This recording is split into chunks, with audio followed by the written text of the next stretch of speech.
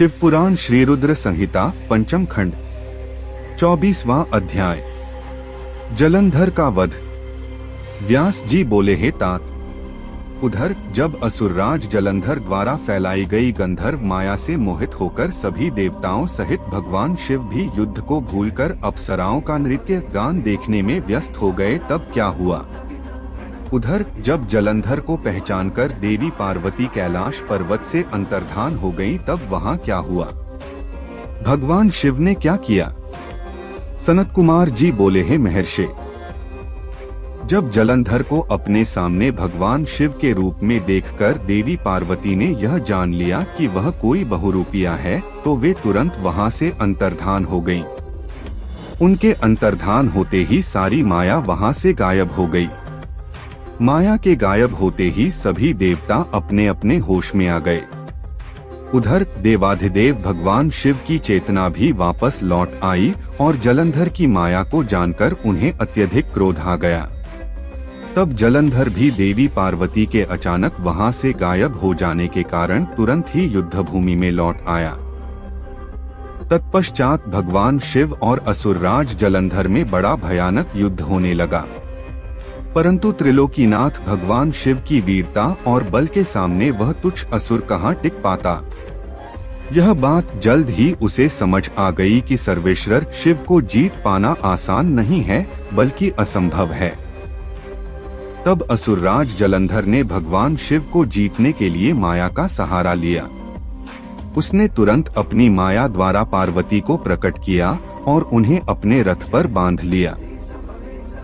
जलंधर के दो सेनापति शुंभ और निशुंभ अपने हाथों में भयानक अस्त्र लेकर देवी पार्वती को मारने के लिए उन पर झपट रहे थे और देवी पार्वती रोते हुए अपनी सहायता के लिए अपने आराध्य भगवान शिव को पुकार रही थीं। यह दृश्य देखकर भगवान शिव भी अत्यंत चिंतित हो गए। अपनी प्राणवल्लभा देवी पार्वती को इस प्रकार कष्ट में देखकर वे व्याकुल हो उठे। तब अपनी प्रिया पार्वती को दैत्येंद्र जलंधर से मुक्ति दिलाने के लिए उन्होंने बड़ा भयानक रूप धारण कर लिया। उनका वह रौद्र रूप देखकर राक्षसी सेना भयभीत होकर इधर-उधर भागने लगी और छिपने का प्रयास करने लगी। उधर दैत्य सेना के प्रधान शुंभ और निशुंभ भी डर गए और युद्ध से बचने की कोशिश करने लगे। उनके भयभीत होते ही जलंधर की माया समाप्त हो गई। युद्ध भूमि में हाहाकार मच गया। सब इधर-उधर दौड़ रहे थे। जब शुंभ निशुंभ भी अपने प्राणों की रक्षा करने के लिए भाग रहे थे, तब भगवान शिव ने उन्हें ललकारा, परंतु वे फिर भी युद्ध के लिए तत्पर न हुए।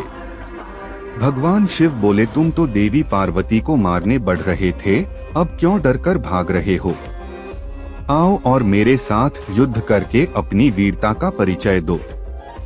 भगवान शिव के वचनों का उन दोनों पर कोई भी प्रभाव नहीं पड़ा और वे भागते रहे।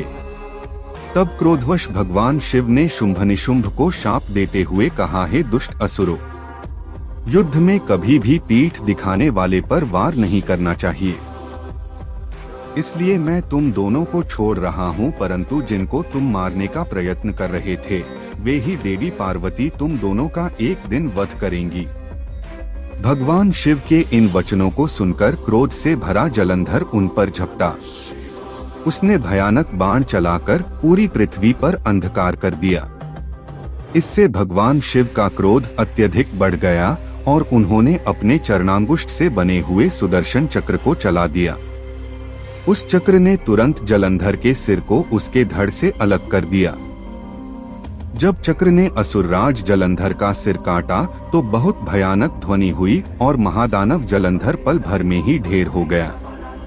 जिस प्रकार अंजन काजल का विशाल पर्वत दो टुकड़ों में विभक्त हो गया था, उसी प्रकार जलंधर का शरीर भी दो टुकड़ों में बंट गया।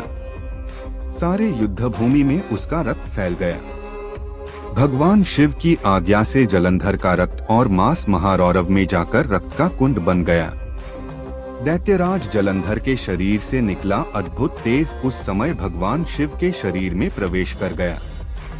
जलंधर का वध होते ही चारों ओर हर्ष की लहर दौड़ गई। सभी देवता ऋषि मुनि बहुत प्रसन्न हुए। अप्सराएं और गंधर्व मंगल गान गाने लगे।